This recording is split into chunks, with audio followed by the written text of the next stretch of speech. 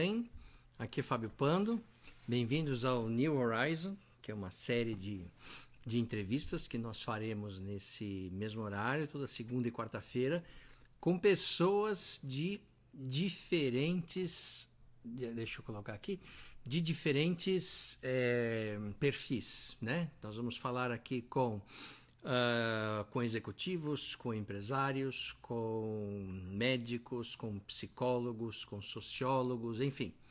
Então, será uma série de entrevistas muito interessantes, onde nós vamos falar sobre a situação da inovação frente a esse contexto complexo que nós vivemos hoje. Então, na quarta-feira passada, que foi a primeira entrevista, nós falamos com o Gilson Rodrigues, que é o presidente da Associação de Moradores de Paraisópolis, e hoje nós vamos falar com Romeu Buzzarello. Romeu Buzzarello é um grande executivo, ele é vice-presidente de marketing e canais digitais da Tecnisa, e ele é uma pessoa que está entrando aqui agora, tem um histórico muito grande de inovação. Tá bem? Vamos ver aqui, está entrando. Vai ser uma conversa muito interessante, porque ele tem uma didática muito boa. Olá, Buzzarello, meu caro, como vai? Tudo bem? Tudo bom? Como vai? Tudo bem. E você, como Também, vai? tudo bom. Que legal. Muito, muito bem-vindo, viu, Buzzarello? Eu estava comentando aqui, enquanto a gente fazia a conexão, que você, além de ser um grande amigo, né, uma pessoa que está aí junto com a gente na trincheira, na área de inovação e educação também, né? Nós somos pessoas que acreditamos na educação, né, num país que não valoriza muito. Não valoriza Mas muito. você é uma pessoa que não só pensa em educação, mas você é uma pessoa que pensa em inovação, mas você é uma pessoa que faz inovação. E isso é muito legal, porque hoje em dia a gente vê muitas pessoas falando sobre inovação, mas você pensa o dia inteiro e faz realmente inovação. Então é um legal, muito bom ter aqui você Que bom. com a gente. Obrigado você, Panda, pelo convite. Uma honra estar com você.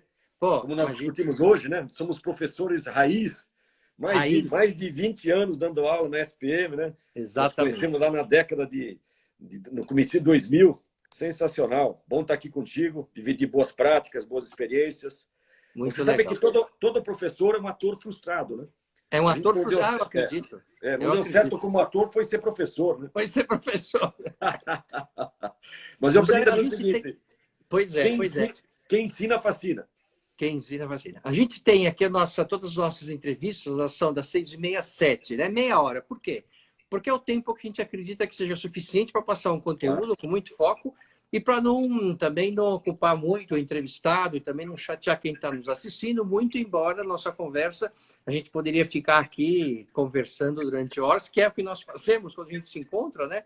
Para fazer o Hora Bar e tal. Hora Bar. Que você explica também para a gente o que é e nos ensina. Mas eu queria que você contasse para a gente, frente a essa situação toda, como é que está a inovação? Né? O que vocês andam fazendo? Qual que é o teu olhar sobre esse momento? Olha, profissionais como nós que trabalhamos com inovação, uma das coisas que eu estou mais sentindo nessa quarentena, eu estou aí quase 100 dias isolados, é a ausência de conversas inesperadas. Sim. Porque quem trabalha com inovação vive de conversas inesperadas. E a coisa que eu mais faço no dia a dia, eu encontro pessoas no corredor, nas calçadas da Faria Lima, no elevador, na área de convivência da empresa, as conversas inesperadas, elas geram muitas fagulhas criativas. Quando você está dentro de casa, como eu estou agora, você tem reuniões protocolares, que tem começo, meio e fim, porque você tem aí as lives entrando e saindo, call entrando e saindo, você tem pouca conversa inesperada. Então, nesse momento, eu digo para você que a gente perdeu um pouco da atração, mas isso não quer dizer que a gente não tá inovando. Uhum. Uma das coisas que nós promovemos agora na quarentena, nós fizemos a seguinte pergunta. Será que no retorno da economia, será que vai prevalecer o consumo de afirmação ou vai prevalecer o consumo de frugalidade? O que é o consumo de afirmação? É aquele consumo que a gente tinha pré-Covid. 3 pares de tênis, 3 bolsas, 4 sapatos, 20 camisas. Ou seja, todos nós praticávamos de forma mais ou menos parecida o consumo de afirmação. Sim. Depois dessa quarentena, será que vai prevalecer o consumo de afirmação ou vai prevalecer o consumo de frugalidade? né? Vai viver de uma forma mais simples, mais frugal, sem grandes excessos de consumo e tal. Fizemos uma pesquisa, que depois que não chega a ser uma pesquisa, mas nós contratamos uma startup para fazer uma enquete com 900 clientes, né? E, pasme, 92% deles falaram do consumo de frugalidade. O que nós fizemos? Contratamos a revista Vida Simples, que é uma revista de frugalidade, de vida simples, de lifestyle, né? Contratamos eles para eles nos assessorarem no desenvolvimento de produtos imobiliários que embarquem frugalidades, que embarquem o conceito de vida simples. Por exemplo, nós vamos ter produtos com empreendimentos com cozinha afetiva. Então, você vai ter lá uma área comum, em vez de ter o salão de festas, nós colocamos uma cozinha afetiva. Né? É uma cozinha afetiva, só para quem está... Uma cozinha afetiva é uma cozinha baseada na comida dos nossos antepassados, onde prevalece um fogão a lenha, prevalece mesas compartilhadas, prevalece talheres e panelas da época, não produtos atuais, toda uma ambientação que nos remete a uma cozinha afetiva do passado, né? E não uma cozinha industrial. Né? Uma cozinha pautada na culinária dos nossos avós e nossos antepassados. Né? Então, isso é uma coisa bacana que surgiu. Tem outras coisas que eu nem posso citar aqui ainda, porque nós estamos numa fase de elaboração, mas, assim, nas primeiras reuniões já começaram a surgir uma série de itens relacionados à frugalidade. Né? Hortas comunitárias, surgiu forte, muito forte. Uso de lixo orgânico para geração de energia nas áreas comuns de empreendimento, não para a unidade individual, mas para áreas comuns. Sim. Impressionante. Então, no meio dessa confusão, nós conseguimos aí sacar uma mudança de comportamento. Eu também não consigo afirmar, mas me parece que o consumo de frugalidade, Fábio, vai prevalecer. Quer dizer, é uma coisa interessante, porque você está aí vendo o mercado, essa situação toda, vocês não estão parados para esperando para ver o que vai dar. Você está já pesquisando, né? Já pesado. Não, pesado. Não dá para esperar o negócio. Não dá para esperar, não dá para esperar. Né? Claro que a gente sente essa ausência dessas conversas inesperadas, mas a gente vai tocando, a gente lê muito, estuda muito, tem muitas conexões, faz muita hora bar, e os insights vêm, né? As ideias, sacadas, elas vêm. Então, no digital, a gente sempre foi uma empresa muito bem posicionada no digital. Nós tomamos a operação em menos de 48 horas para o digital. Né? Se você falar, estamos vendendo, um pouco abaixo do que nós previmos na meta, mas nós estamos formando uma carteira enorme de clientes que, assim que a cidade de São Paulo liberar a abertura dos estandes de vendas, certamente a gente vai ter uma conversão muito boa.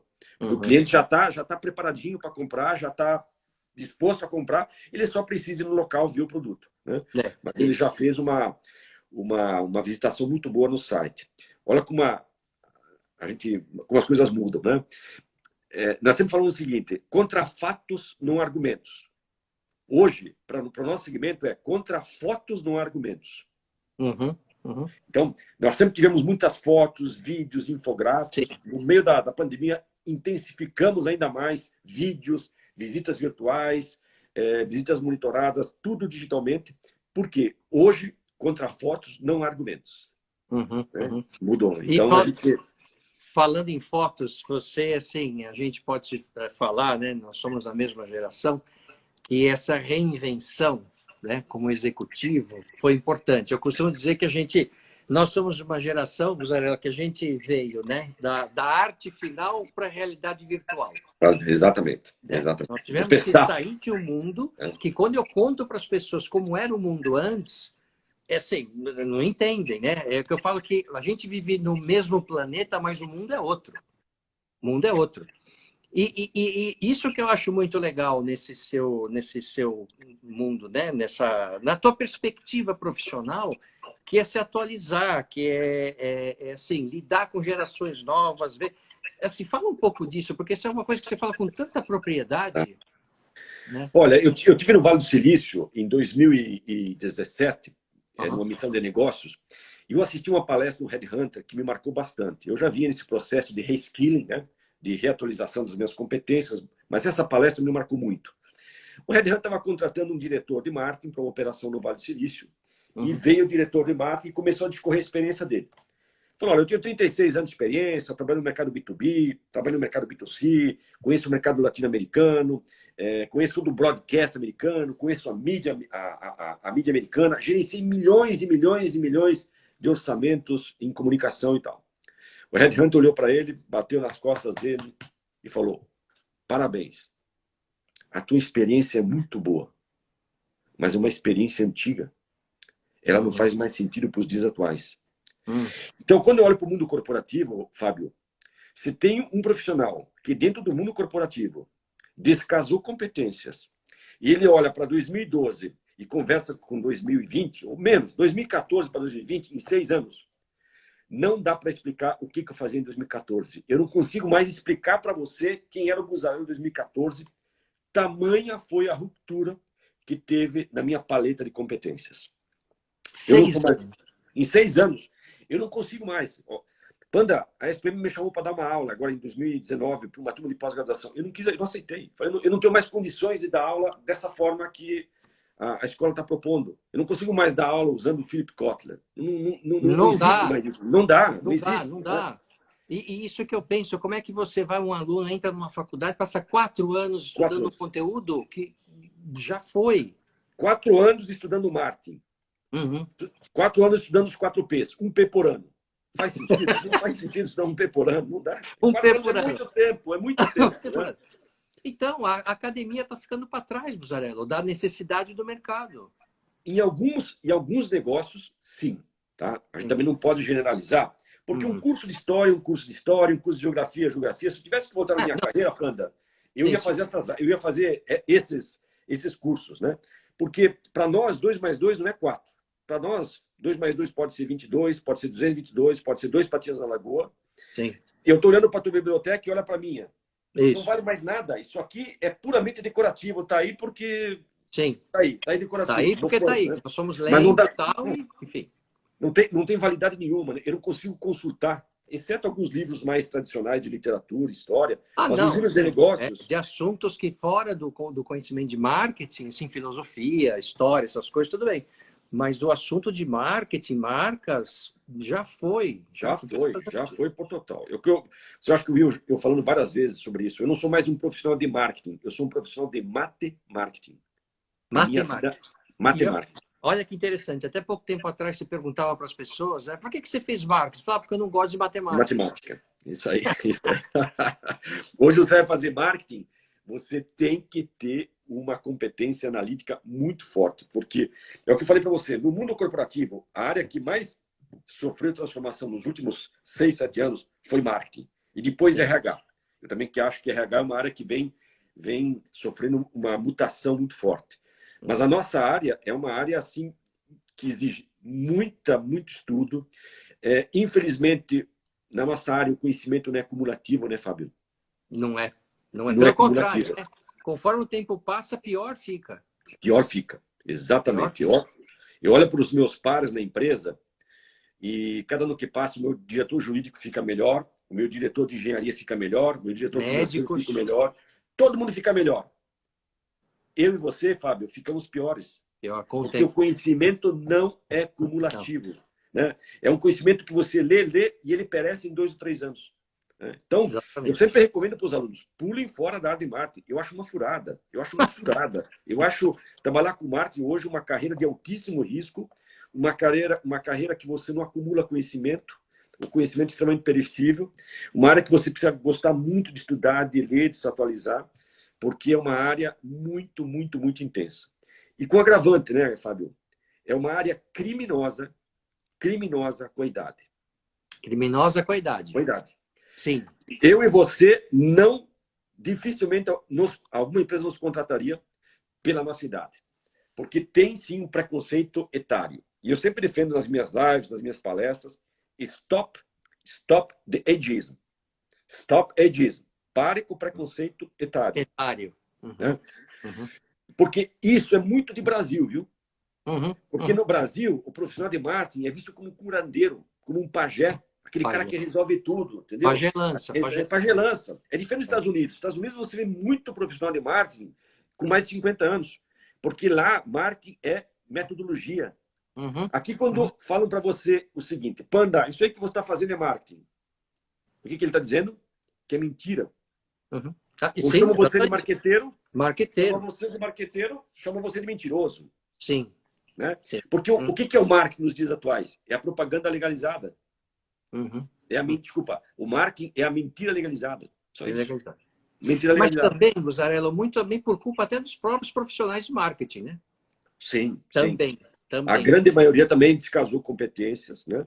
Porque é uma área que exige muito estudo, você tem que ler muito, tem que estudar, fazer a nossa famosa hora bar, que a gente sempre conversa aí nas nossas conversas informais, né? Sim. E é um conhecimento que você não carrega para a vida, infelizmente. Não é um conhecimento cumulativo, é um conhecimento extremamente perecível. E a gente pode falar com muita propriedade, Panda, porque a gente deu aula e viu como o nosso conhecimento pereceu. Quando você encontra os alunos de 2015, 2016, você não tem vontade de agradecer eles e pedir desculpas por aquilo que você ensinou, que já não faz mais sentido nenhum?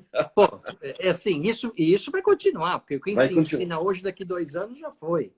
Já foi. E como é que você mantém esse ritmo dentro da empresa? Como é que você não desatualiza? Porque você tem um grande risco, a qualquer executivo, de desatualizar a equipe e a área de marketing. Né?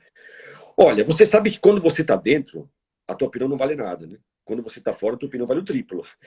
Eu dou mais palestras pelo Brasil afora, por empresas, eu fiz mais lives nesses últimos 3 meses do que as aulas que eu dei no último ano. Porque quando você está fora, a opinião sempre vai valer o triplo. E assim em qualquer negócio. Você trabalhou em grandes empresas e sabe, né? A gente, dentro de casa, muitas vezes o teu discurso ele não tem a força necessária. Mas aí eu chamo os meus amigos como você para vir dar uma palestra, para conversar, para trocar boas práticas e eu consigo emplacar as ideias. Mas eu trabalho numa empresa muito bacana, uma empresa muito interessante, que tem uma cultura muito boa de inovação, tem uma visão mais horizontalizada. E eu tenho muita pista na companhia. Por isso que eu estou lá 20 anos, né? É uma eternidade. Pois é uma eternidade. Mas é uma empresa você muito está num boa. segmento que a gente pensa, pô, construção civil, não tem o que inovar, né? Prédio é prédio, casa é casa, tijolo é tijolo. E você mostra, dia após dia, que não, tem muito. Dá. Mas tudo isso, Panda, eu atribuo à liderança. Eu sou um executivo com muita sorte, que trabalha com líderes muito bons, né? Desde o fundador, agora teve uma mudança nos últimos 2 anos, que o filho do fundador assumiu, e eles são muito inspiradores, têm uma mente muito aberta, dão pista, isso facilita muito, né? Porque se você não tem contexto para inovar, Panda, você sabe, né, Panda? Você não sabe que não inova. E eles criam esse contexto, facilita muito. Né? Por isso que eu estou lá 20 anos também, né? Se não fosse esse contexto, eu talvez não teria passado esses 20 anos na companhia. É uma empresaça, eu reconheço que é uma empresa muito boa. E o que nós estamos vendo aí hoje, quando esse negócio começou da pandemia, eu ouço muitas pessoas falarem de um novo normal, como é que vai ser depois da pandemia, aquela coisa toda.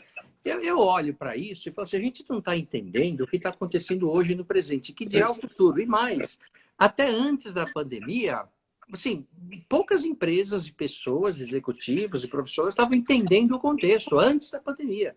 Imagina agora. Então, quer dizer, assim, o que vocês estão fazendo lá, assim, no presente, para tentar entender esse contexto? Porque o negócio está mudando rápido, né?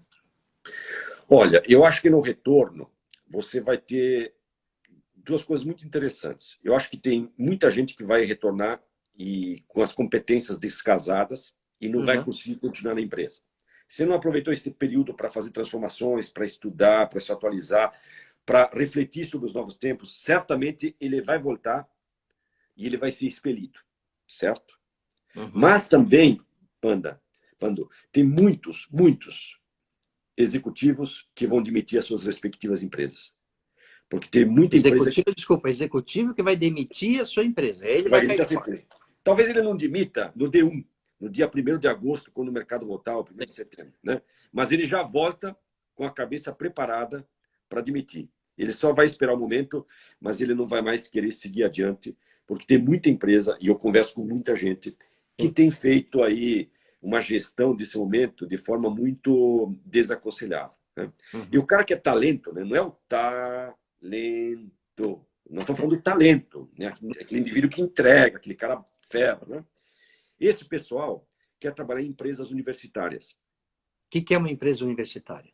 Empresa universitária, Fábio, é aquela empresa que você aprende, que você se desenvolve, que você cria, que você se movimenta lateralmente, né? Olha que interessante. O Itaú, por 32 anos, foi o maior contratante de engenheiros da Poli. Uhum. Nos últimos 2 anos, o maior contratante de engenheiros da Poli é o Nubank. Olha só.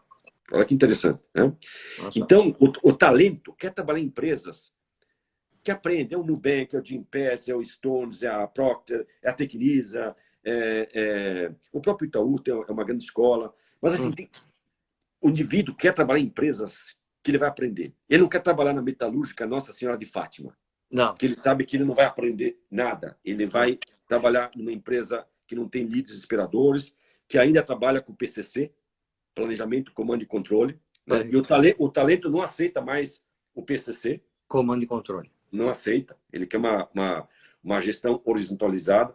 Então, você vai ter muita gente, muitos executivos que vão demitir as empresas, né? Porque, assim, claro, a gente vai ter um momento agora de retomada, muito desemprego. Sim, sim. Eu acho que daqui para frente, tudo para trás. Uhum. Daqui para frente será tudo para trás. Tá? Uhum. Mas vai passar rápido. Tá? Vai passar rápido. Eu acho que vai ter aí uma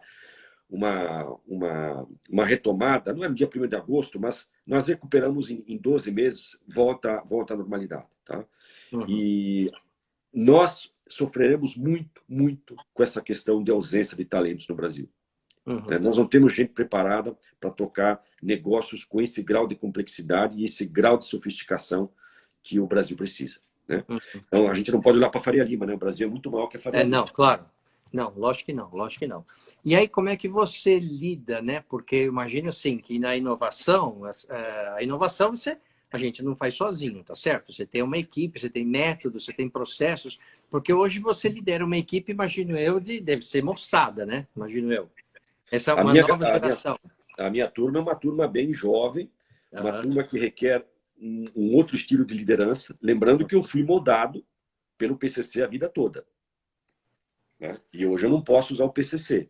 Então, eu sempre comento nas minhas palestras, nas minhas lives, que eu, por exemplo, contratei uma professora de masculinidade tóxica. Você contratou? Por quê? Porque você vem de estilos muito, às vezes, né? A nossa indústria de marketing e comunicação é uma indústria preconceituosa, concorda? Sim, de outra. Totalmente a nossa geração foi criada no Machado, que eu falo. Do Machado. E na porrada. Você pega o Filipão, pega alguns capítulos do Filipão, você vai ver preconceito puro. Preconceito puro. Tem preconceito nos capítulos do Filipão. Ok, outros tempos. Né? E a gente carrega muito isso. Né? Carrega muito isso ao longo da vida. E há 2 anos eu tive uma overreaction em sala de aula com uma aluna que eu tive uma fala imprudente. E eu fui de fato imprudente numa fala. Infelizmente, mandei mal numa fala. Coisas de quem está exposto. Né? Do hábito, né? Do hábito. E aí eu fui buscar uma ajuda para fazer uma recuperação e te garanto, hoje eu não tenho tido mais nenhum problema, nem com alunos, nem em palestras, e também com a turma. Então eu vou pedir um disclaimer aqui por uma coisa que eu ouvi muito ao longo da minha vida e que não se fala mais hoje. Se eu chegar e usar uma expressão como essa com o meu time, 2 levante e vão embora. Mas você já ouviu muito essa expressão. Eu quero saber se alguém é macho para tomar essa decisão. Mas direto a gente ouvia isso. Mas direto. Se você falar no meu time hoje, 2 levante e vão embora. Levanto e vou embora. E tá certo. Eles estão absolutamente corretos. Esse tipo de fala é uma fala preconceituosa, concorda? É uma fala de preconceito puro, de viés preconceituoso. E não é mais admissível no mundo corporativo. Mas a gente passou a vida toda ouvindo isso. Então, mas olha só a coisa interessante que você está falando, porque esse descasamento de competências não é só com a parte técnica. Não, é claro com a gestão também. Com a gestão. Quantas vezes você viu aquela expressão, porque eu vou colocar o glorioso na mesa? Não existe mais eu colocar o glorioso na mesa. Mais 2 levantam e vão embora. Essas posturas não são mais admissíveis. E, às vezes, o executivo com uma idade mais avançada, ele não se tocou dessas sutilezas. Né? Eu aprendi pela dor. Tá? Eu também não estava com essa, né, com essa sensibilidade. Até eu tomar uma overreaction. Quando eu tomei uma overreaction, falei, opa, tem alguma coisa errada. E venho corrigindo. E, graças a Deus, hoje tenho tido 0 de problemas, porque eu reparo muito rapidamente os meus erros. Eu reparo muito, muito rapidamente. Né? Mas bem-vindos. É por isso que a gente tem que ter, quem trabalha com inovação, um mindset de iniciante o tempo todo. Eu estou De com iniciar. mindset de iniciante o Pois é. tempo todo. E aí, o que eu vejo, né, nas minhas interações e tal, no dia a dia, executivos com uma dificuldade enorme de jogar fora o que já funcionou e o que deu certo. Enorme.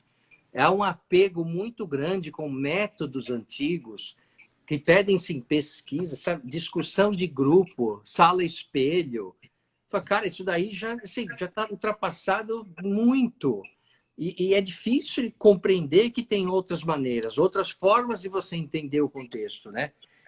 Isso daí vale assim, não só para fora, mas assim, né, para dentro mesmo. Às vezes a própria equipe ou os nossos pares, eles ficam pedindo e discutindo metodologias que, puxa vida, para convencê-los de que tem coisa melhor é difícil, né? Eu não sofro muito isso, mas vejo no meu dia a dia, em outras indústrias que eu gravito, né? Eu tenho ministrado muitas palestras aí pelo Brasil afora, e é o que você falou, nos dias atuais, a curva de esquecimento é mais importante do que a curva de aprendizado. A Olha curva só. de esquecimento é mais importante que a curva de aprendizado. Uhum. Porque o que te trouxe até aqui, Fábio, não é o que vai te levar para os próximos anos. E eu vou repetir duas vezes essa frase, que é uma frase que eu uso muito no meu dia a dia com a minha turma, com os meus liderados, com os meus alunos também. Quem não pensa o futuro, trabalha o presente usando ferramentas do passado. Uhum. Né? Uhum. Quem não pensa o futuro, trabalha o presente usando ferramentas do passado. E você vê uma relutância muito grande dos líderes hoje que relutam em usar mapas antigos para caminhos novos. Sim, olhando para trás. E aí eu falo, quando eu olho para a nossa área, assim, é assustador o descasamento de competências que eu te falei nos últimos 6 anos. Né? E tanto na minha parte hard, parte técnica, quanto na minha parte soft. Né? Forma de liderar pessoas, a forma de você se relacionar com o cliente. A gente falava departamento de relacionamento com o cliente. Liga para o 0800. Não. É claro. Hoje você fala em jornada do cliente. É uma coisa muito mais Imagina. complexa. Muito Sim, mais sim. complexa. Né? Sim. Quando eu entrei na Tecnisa no ano de 2000, o cliente tinha 3 formas de entrar em contato conosco. 0800, e-mail ou fale conosco. E tinha a sessão de cartas do Estado da Folha. 4.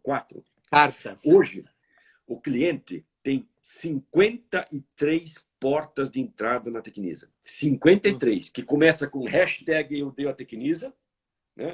Claro. Até o LinkedIn do diretor da área, que o indivíduo vai e me acha no LinkedIn e me questiona no LinkedIn. 53 portas de entrada ele tem. E aí nasce uma profissão nova, que é o gestor de comunidades, o gestor da jornada do cliente. Bons tempos aqui do 0800, né? Opa! Bons tempos aqui do Lá e 0800. você nem, às vezes você nem sabia. É.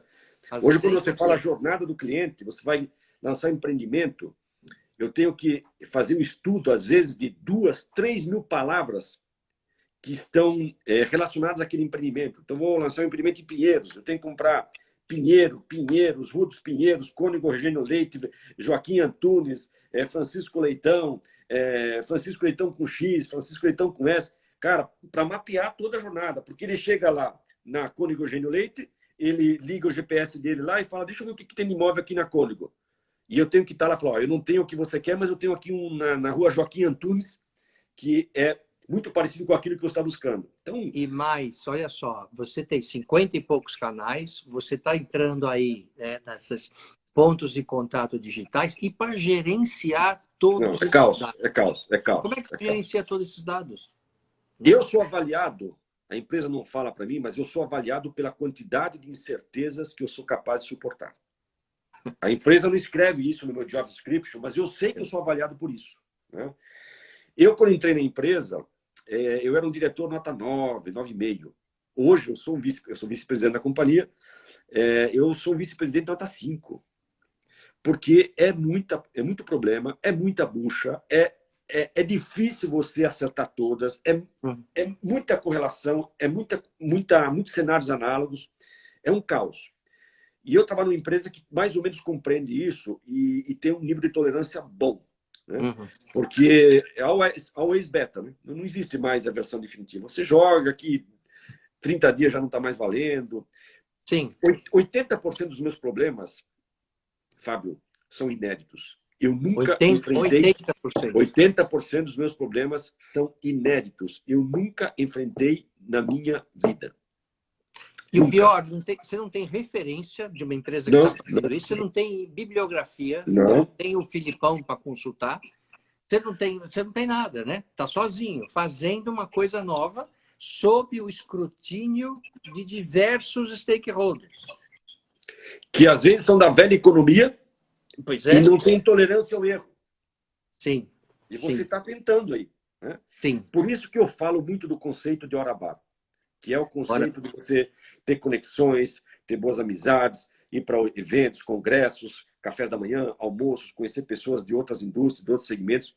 Esse é o maior patrimônio que eu tenho. Para resolver 80% dos meus problemas que são inéditos, onde é que eu vou buscar a solução? Eu vou ligar para você, Fábio, eu estou com essa bucha. Você conhece alguém que conhece alguém que pode me ajudar em relação a isso? Rede, né? Rede. Rede, conexões. Rede. No final de 2020, nós teremos as mesmas pessoas, exceto por duas coisas. Pelos livros que nós lermos e pelas pessoas que nós conhecermos. E quando eu falo livro, né, Pandu, não é mais o livro em si.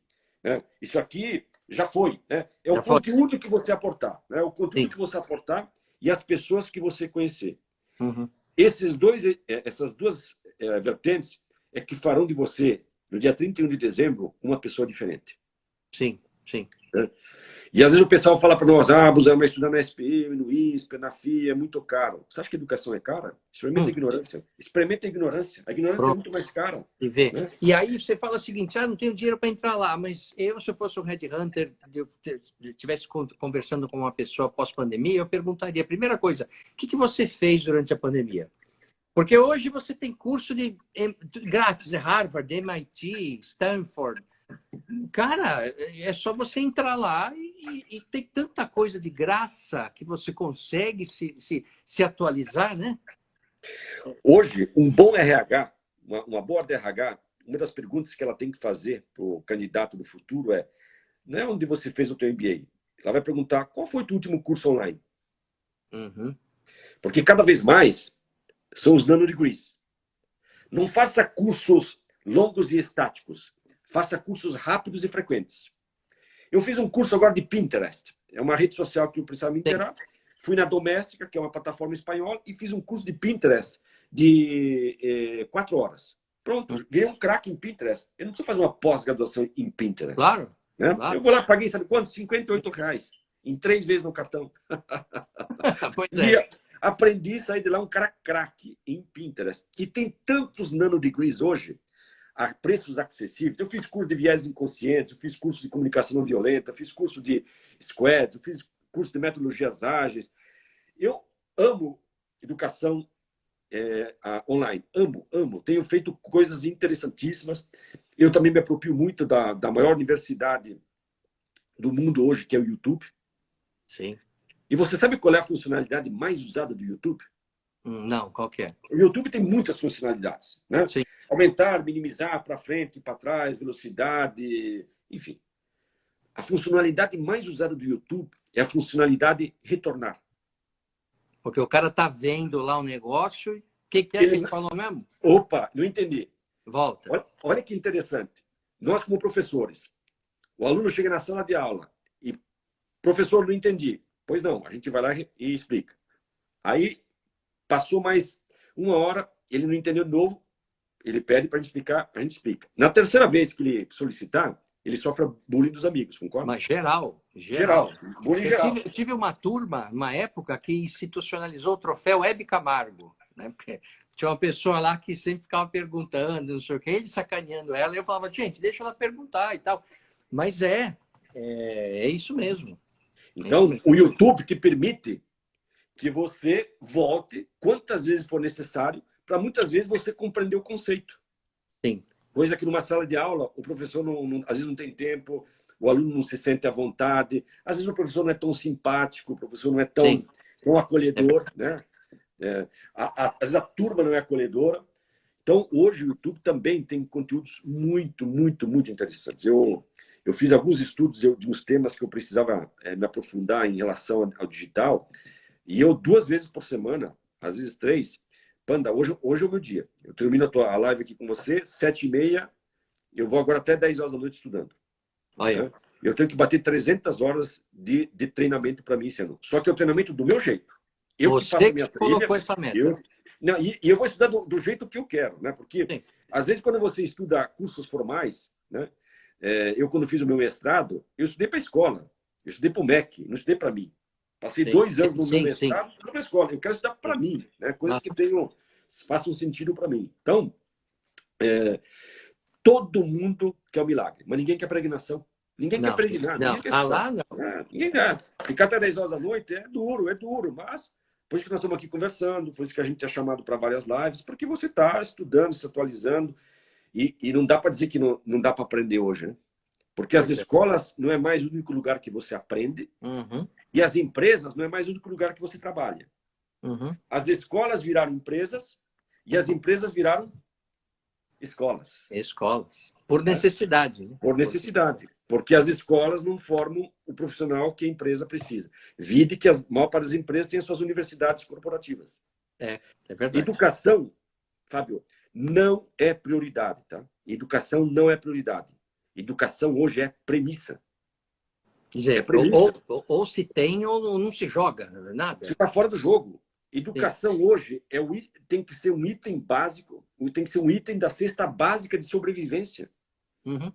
Se você não tiver educação hoje, você não sobrevive nesse mundo moderno. Por que a doença do século é depressão? Porque as pessoas começam a se sentir inúteis. Sim. Tamanho o volume de transformações, as pessoas desconectam, né? E não compreendem, começam a se sentir inútil, e aí caem na estatística de doenças mentais. Até 2018, o coração foi o que alavancou a indústria de saúde no mundo. Quando você fala em saúde no mundo, a indústria do coração foi o que mais ganhou dinheiro. De 2018 para cá, a indústria da saúde que mais vai ganhar dinheiro é a indústria da cabeça. Da cabeça. Da cabeça.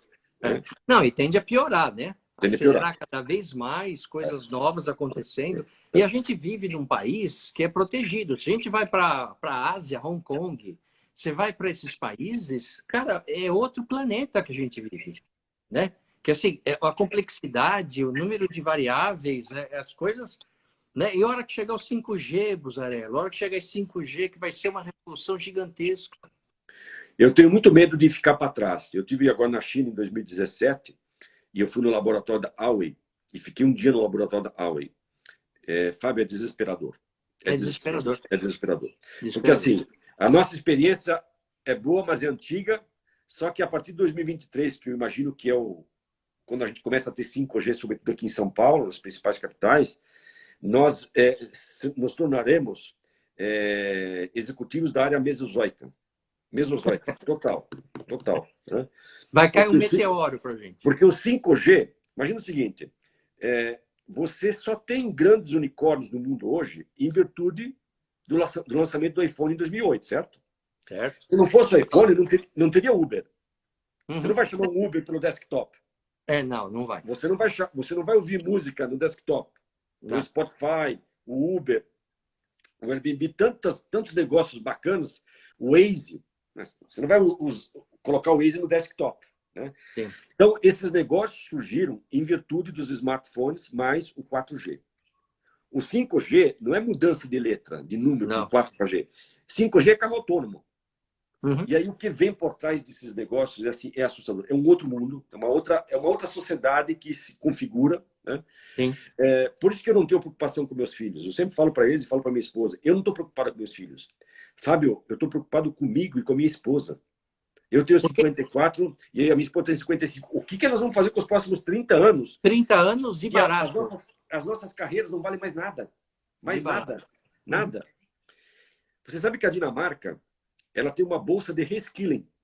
O indivíduo que completa 45 anos e ele acha que a carreira dele não faz mais sentido, ela perdeu relevância, o governo dinamarquês dá uma bolsa de reskilling para ele fazer 2 anos para ele se recapacitar numa função nova, uma atividade nova. Nossa. Por quê? Até 2005, 2006, as tuas habilidades tinham uma validade de 30 anos. Hoje elas têm de 30 meses. Pois é. Pois é. Como é que fica? E eu na Tecnisa, eu tenho salas de alfabetização adulta nos canteiros de obra. E o que está na Constituição? Que todo brasileiro tem direito à educação. Sim. O que eu estou fazendo? Eu estou capacitando o operário na obra e estou ensinando ele a ler e escrever.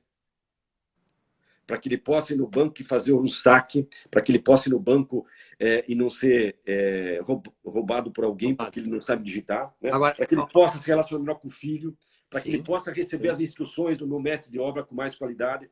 Quem quiser ter feito isso? Mas olha só, assim, esse é um trabalho muito legal que vocês fazem. Agora, na perspectiva econômica, olha como o Brasil está para trás.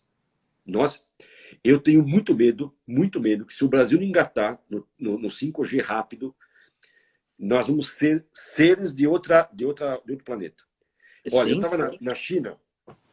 A China está formando 3,5 milhões de pessoas por ano em STEAM, que é ciências, tecnologia, engenharia, artes e matemática. 3,5 milhões de pessoas por ano. O Brasil está formando 65 mil, Fábio. 65 mil. A conta chegou, cara. A conta chegou. Antigamente, a diferença do Brasil para os outros países era em PA. Nós estamos agora em PG. Nós estamos ficando para trás em PG, progressão geométrica. Como é que a gente vai tirar essa diferença? Eu não sei. Olha, eu vou te falar uma frase que me marcou muito. Em 2011, a Dilma Rousseff estava na China. Ela foi fazer uma visita na China. E ela fez uma declaração que ninguém sacou. A mídia não sacou, ninguém comentou. Mas quando ouvi a declaração dela, eu falei, que declaração inteligente.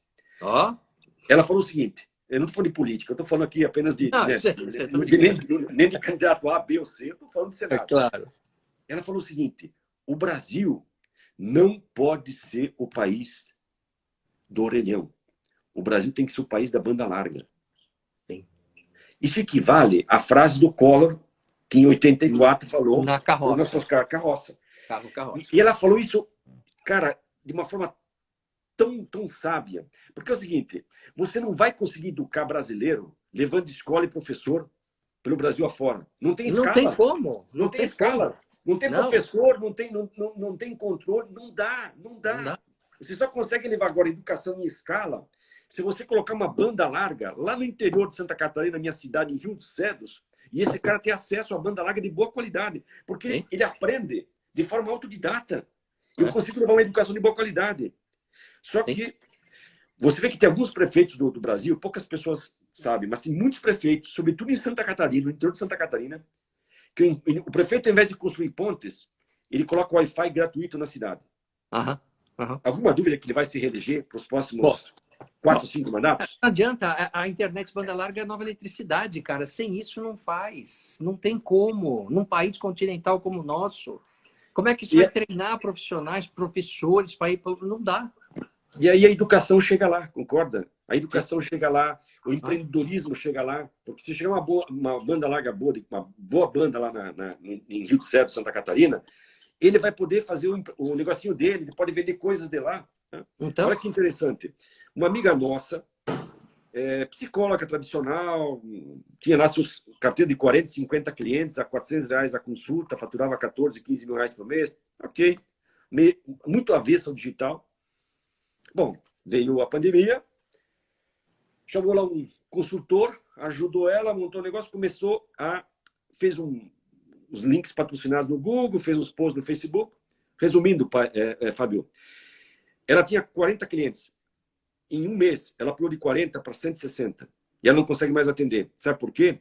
Porque ela começou a fazer terapia para uma comunidade de brasileiros que moram no Japão. Esse cara não tem como ir numa psicóloga no Japão. Primeiro que não tem dinheiro, e dois porque ele não entende japonês. Pois é. E olha só, ela jamais pensou em atender alguém no Japão. No Japão. E para ele, uma consulta de R$400, ele ganha em ien, não é nada. Não é nada. Imagina. É de graça para ele. Ele consegue ter uma consulta de 1 hora por o equivalente a R$80. De uma hora para outra, ela pulou de 40 para 160. Pois é, agora veja a situação que a gente se encontra. Quando a gente fala da competitividade, do mercado, da economia, a gente tem questões estruturais. Então, assim, a gente depende, entrega, né, de correio, que é o monopólio estatal. Você pega as empresas, outro dia eu estava vendo um vídeo de uma empresa de logística na China, e aí você compara com os correios. É assim, é outro planeta, tá certo? A banda larga. A gente tem aqui a banda larga mais cara e a mais lenta do mundo, uma das. Quer dizer, como é que a gente vai competir como país? Não é? Por isso que eu falo que então, de levar a banda larga para os 4 cantos do país. É só dessa forma que nós vamos conseguir levar a educação em escala para o Brasil. Senão nós vamos ficar para trás. E vamos ficar assim, mas muito para trás. O que eu vi na China me preocupou muito. Eu voltei da China, eu fiquei 2 meses assim muito reflexivo, porque a intensidade deles é algo impressionante e uma formação de pessoas com alto nível educacional capazes de resolver problemas complexos. Na China, para você ter uma ideia hoje, do ponto de vista de marketing, quando você fala em e-commerce, primeiro eles entregam, depois eles vendem. Olha o nível que eles estão. Primeiro eles entregam, depois nós vamos vender. Ou seja, sim, eles sabem que toda quarta-feira, nos jogos do Palmeiras, você pede uma pizza de mussarela e 1 litro de Coca-Cola. Fez análise preditiva, você tem um modelo padrão de compra, o algoritmo manda entregar na tua casa. Certo? No dia seguinte ele cobra. No dia seguinte ele vende. Mas primeiro ele entrega. Olha só. É então, outro modelo mental, é outra conversa. Então, nós vamos ficar para trás. Eu estou bem ciente que o Brasil, infelizmente, tem feito pouco em termos educacionais. Sim. É como nós, hoje, essa questão dos nossos cursos de MBA, né? Nós somos professor da SPM, de aula no INSPER. O MEC exige que você tenha que ter 70% de mestres. Isso. Tá, mas acha um mestre que dê aula de CX, um mestre que dê aula de nutrição de leads, um mestre que dê aula de UX Writer, um mestre que dê aula de conteudismo, de conteúdo, todas essas coisas novas que surgem no mar. Não tem professor com título de mestre que consiga dar uma aula sobre nutrição de leads, né? Sobre CX, sobre CS, sobre UX, sobre UX Writer, sobre gestão de comunidades, sobre sistemas novos que estão emergindo, sobre metodologias ágeis, sobre squads. Tudo isso que precisa ser pautado numa escola de negócios, você não encontra professor com título de mestre. Exatamente. Por isso que eu falo, faça cursos rápidos e frequentes e não cursos longos e estáticos. Pois é, pois é. Olha, gente, eu falei que a nossa live ia até às 7 e eu tô aqui com dor no coração, porque para mim, é o que eu falei, né? Com o Buzzarello a gente fica noite adentro, com uma cerveja do lado, então, meu Deus do céu, que é a hora bar que ele tanto fala. Então, eu quero agradecer muito, Buzzarello. Obrigado muito você. Legal a nossa conversa. Que certamente eu vou te convidar para vir mais vezes, porque as nossas conversas, gente, vocês não imaginam quando a gente se encontra, né? Antes da pandemia, que se encontrava pessoalmente, e a gente, vamos assim, rapidinho, a gente passava a manhã conversando e tinha embora porque tinha reunião à tarde, né? Que é muito legal, né? Muito legal. Isso que vale na vida. Essas conversas inesperadas é que nos abastecem para o dia a dia ser mais suave. É verdade. Porque o mundo corporativo embrutece muito. Né? Muito. Eu vi um executivo de uma dessas grandes empresas de higiene e limpeza, que saiu depois de muitos anos da empresa. Ele falou o seguinte: eu passei muitos anos nessa empresa e eu só entendia de sovaco. Eu era especialista em sovaco. Eu não conseguia enxergar esse mundo além do sovaco. E aí, depois que ele saiu, ele entrou para esse ecossistema que a gente tanto orbita aqui em São Paulo. Ele falou: como tem mundo além do sovaco? Então, a gente vai viver no mundo de muitas oportunidades, muitas. Mas precisa de 2 coisas para observar essas oportunidades. Né? Você precisa ter uma rica rede de relacionamentos, e fazer muita hora bar. Né? E trabalhar em empresas universitárias. Empresas que te ensinam, que te desenvolvem, que você tenha chefes inspiradores, chefes que te motivam, ambientes prazerosos. Né? Que esse é o grande desafio das empresas. Criar ambientes universitários, que é o Google. O Google é um ambiente universitário. Né? Essas empresas na economia, todas elas são empresas universitárias.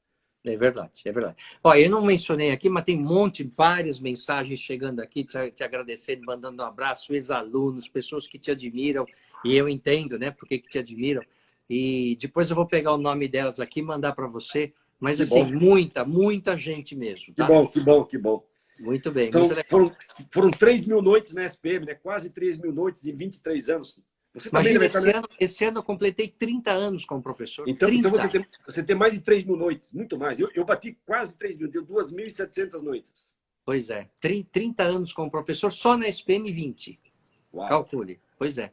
Mas, ó, gente, então, legal, obrigado. Toda segunda e quarta-feira nós estamos aqui. Quarta-feira nós vamos ter outra entrevista muito legal com o Fernando Martins, que ele é vice-presidente Sensacional ele. de Sensacional. marketing da Brookfield, que é aquela incorporadora lá que você conhece bem também, né, Busanello? Claro.